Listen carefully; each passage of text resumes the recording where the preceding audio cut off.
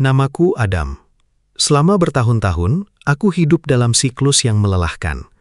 Bangun dengan rasa cemas dan tidur dengan beban pikiran yang berat. Kamarku yang berantakan adalah cerminan dari isi kepalaku yang penuh dengan kekhawatiran tentang masa depan.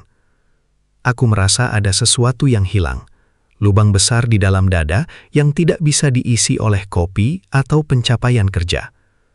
Setiap pagi dimulai dengan kebisingan notifikasi ponsel yang menuntut perhatianku segera. Aku merasa seperti robot yang dikendalikan oleh keadaan, tanpa kendali atas emosiku sendiri. Inilah titik terendahku, di mana aku menyadari bahwa aku butuh perubahan yang lebih dari sekadar gaya hidup. Hari itu, aku memutuskan untuk melakukan sesuatu yang berbeda. Aku teringat sebuah nasihat lama tentang zikir pagi dan petang sebagai perisai bagi seorang muslim. Aku mengunduh aplikasi doa dan mulai membaca kalimat-kalimat itu dengan kaku di sudut kamarku. Awalnya, lidahku terasa berat dan pikiranku terus melayang ke daftar pekerjaan yang harus diselesaikan. Namun, aku memaksakan diri untuk duduk diam selama 15 menit setelah subuh. Rasanya aneh, mencoba tenang di tengah badai kecemasan yang biasa melandaku. Aku belum merasakan apapun, tapi aku berjanji pada diriku sendiri untuk bertahan selama 30 hari ke depan. Minggu pertama adalah perjuangan melawan rasa kantuk dan kebosanan yang luar biasa. Seringkali aku membaca kalimat-kalimat itu tanpa benar-benar meresapi maknanya, hanya sekedar menggugurkan kewajiban. Pikiranku sering terdistraksi oleh suara kendaraan di luar atau rasa lapar yang mulai muncul. Namun, setiap kali aku selesai membaca Bismillahi la yadurru ma'asmihi syai'un, ada secercah rasa aman yang sulit dijelaskan. Seolah-olah aku sedang membangun benteng tipis di sekeliling jiwaku yang rapuh. Aku terus melakukannya, meski dunia di sekitarku belum menunjukkan perubahan yang nyata sama sekali. Aku hanya mencoba konsisten. Satu hari demi satu hari. Masuk hari ke-10, sesuatu yang halus mulai terjadi di dalam diriku. Biasanya, saat berangkat kerja di tengah kemacetan dan gila, aku akan marah-marah dan mengumpat pada setiap pengemudi yang memotong jalan. Namun pagi itu, bibirku secara otomatis mengulang-ulang kalimat zikir yang tadi kubaca di rumah. Kemarahanku tidak meledak seperti biasanya, melainkan meredup sebelum sempat membakar emosiku. Aku merasa seolah-olah ada gelembung ketenangan yang melindungiku dari kebisingan kota. Perjalanan yang biasanya menyiksa terasa lebih ringan dan tidak lagi membebani mentalku. Aku mulai menyadari bahwa perubahan ini tidak datang dari luar, melainkan dari dalam. Di kantor, tekanan pekerjaan biasanya membuatku sangat reaktif dan mudah stres saat menghadapi tenggat waktu. Suatu hari, atasanku memberikan revisi besar di saat-saat terakhir sebelum jam pulang. Dulu, ini akan membuatku panik dan mengeluh sepanjang malam, merusak suasana hatiku sepenuhnya. Namun saat itu, aku mengarik napas dalam dan teringat dzikir petang yang akan segera kubaca. Aku merasa lebih objektif dalam melihat masalah dan tidak lagi membiarkan ego menguasai keadaan. Teman sekantorku bahkan bertanya, mengapa aku terlihat begitu tenang hari itu. Aku hanya tersenyum, menyadari bahwa hatiku mulai menemukan jangkar yang kokoh. Sore harinya, aku duduk di balkon apartemenku untuk menunaikan zikir petang saat matahari mulai terbenam. Cahaya jingga yang memantul di gedung-gedung tinggi memberikan latar belakang yang sempurna untuk refleksi diri. Aku mulai memahami arti dari setiap kalimat yang kuucapkan, tentang perlindungan dari godaan syaitan dan kejahatan makhluk. Rasanya seperti sedang melepaskan ransel berat yang selama ini kupikul tanpa sadar. Keheningan sore itu menjadi momen yang paling kunantikan setiap harinya. Tidak ada lagi keinginan untuk segera membuka media sosial atau mencari hiburan yang sia-sia. Cukup aku, zikirku, dan ketenangan yang merayap masuk ke setiap sel tubuhku. Memasuki minggu ketiga, orang-orang di sekitarku mulai menyadari perubahan aura yang kupancarkan.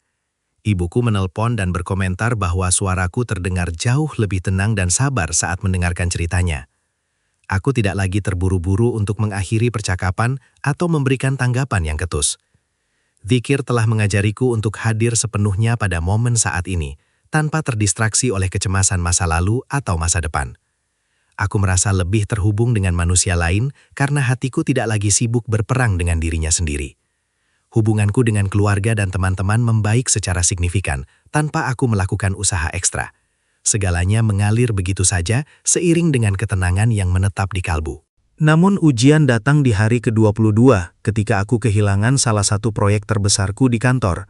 Jika ini terjadi sebulan yang lalu, aku pasti akan merasa hancur dan mempertanyakan harga diriku sebagai seorang profesional. Tapi anehnya, setelah membaca Dzikir pagi, aku merasa ada keyakinan kuat bahwa apa yang luput dariku memang bukan untukku.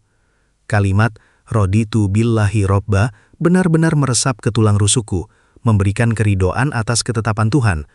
Aku tidak merasa depresi, sebaliknya aku merasa lega karena beban proyek itu telah diangkat. Aku tetap bisa tidur nyenyak malam itu, sebuah kemewahan yang dulu sangat jarang kurasakan. Keyakinan ini adalah hadiah terbesar dari konsistensi ibadahku. Rutinitas zikir ini perlahan mengubah cara pandangku terhadap waktu dan keberkahan hidup. Aku mulai bangun lebih awal tanpa rasa terpaksa, karena aku merindukan momen intim dengan Sang Pencipta di waktu fajar. Waktu yang biasanya terbuang untuk scrolling ponsel, kini berganti menjadi investasi jiwa yang sangat berharga. Aku menyadari bahwa keberkahan bukan tentang seberapa banyak yang kita miliki, tapi seberapa tenang kita dengan apa yang ada. Pekerjaanku terasa lebih efisien karena fokusku meningkat tajam tanpa adanya kebisingan mental yang mengganggu. Aku merasa seperti memiliki cadangan energi spiritual yang tidak pernah habis untuk menghadapi tantangan seharian penuh. Hidupku terasa lebih teratur dan memiliki tujuan yang jelas. Klimaks dari perjalananku terjadi di hari ke-28, saat aku menghadapi situasi yang sangat memicu emosi di lingkungan sosial. Seorang kerabat melontarkan kritik pedas yang biasanya akan membuatku tersinggung dan mendendam untuk waktu yang lama. Namun, saat itu aku merasa ada semacam perisai tak terlihat yang menangkis kata-kata tajam itu sebelum menyentuh hatiku.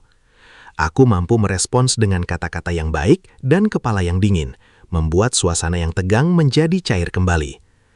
Aku benar-benar merasakan perlindungan Allah yang dijanjikan melalui zikir-zikir tersebut. Itu bukan hanya sekedar bacaan, melainkan kekuatan nyata yang membimbing perilakuku. Aku merasa telah menjadi versi diriku yang lebih bijaksana dan lebih kuat. Akhirnya, hari ke-30 tiba.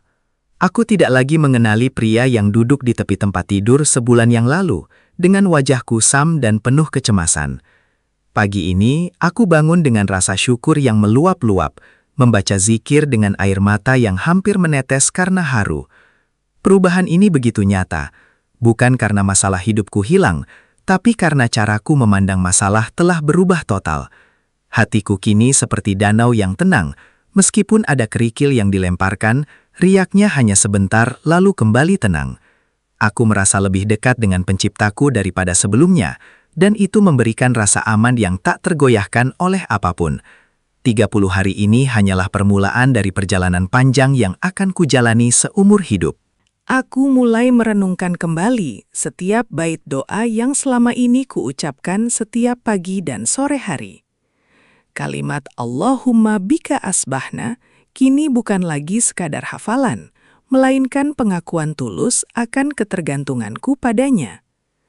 Aku menyadari bahwa dunia ini terlalu besar untuk kuhadapi sendirian tanpa perlindungan darinya. Setiap asma Allah yang kusebutkan terasa memberikan nutrisi bagi jiwaku yang selama ini kelaparan. Sekarang, aku memahami mengapa Rasulullah Shallallahu Alaihi Wasallam sangat menekankan pentingnya zikir ini bagi umatnya.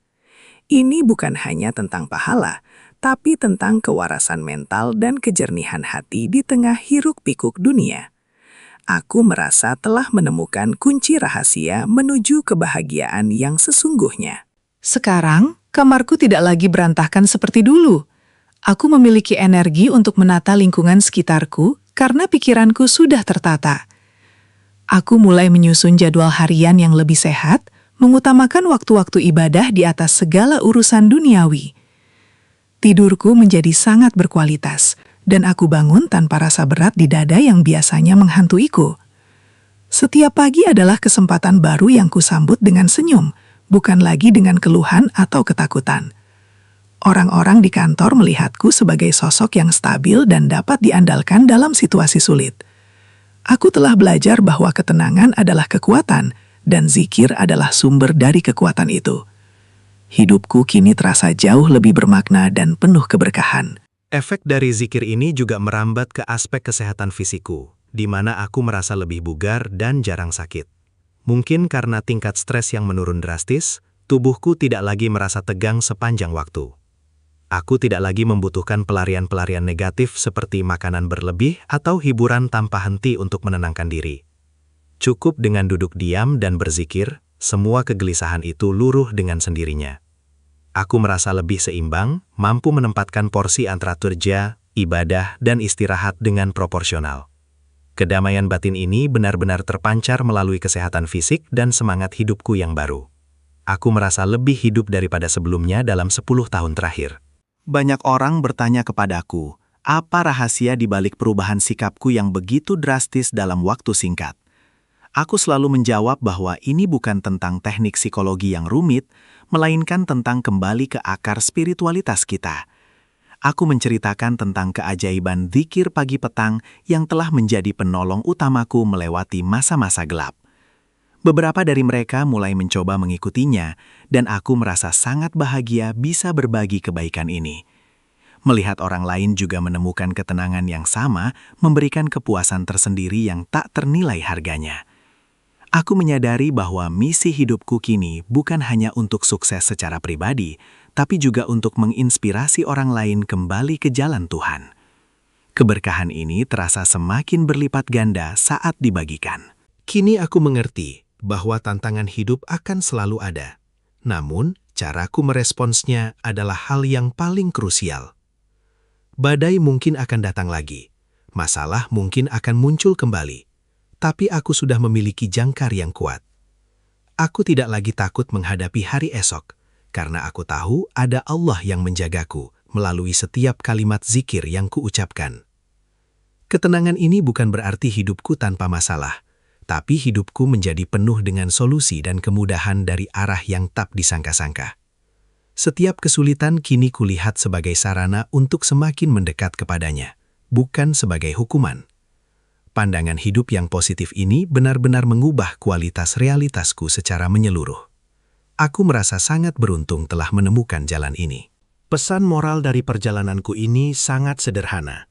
Jangan pernah meremehkan kekuatan amalan kecil yang dilakukan secara konsisten. Dzikir pagi petang mungkin hanya butuh waktu singkat, tapi dampaknya pada kesehatan mental dan jiwa sangat luar biasa. Kita sering mencari ketenangan di tempat yang salah, padahal ia ada dalam pengingat akan pencipta kita. Jika kau merasa lelah, hampa, atau kehilangan arah, cobalah untuk merutinkan dzikir ini selama 30 hari.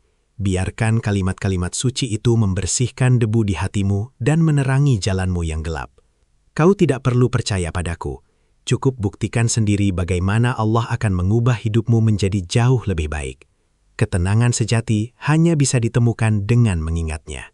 Kini, setiap pagi dan sore bukan lagi sekedar pergantian waktu bagiku, melainkan perayaan atas kehidupan dan perlindungannya.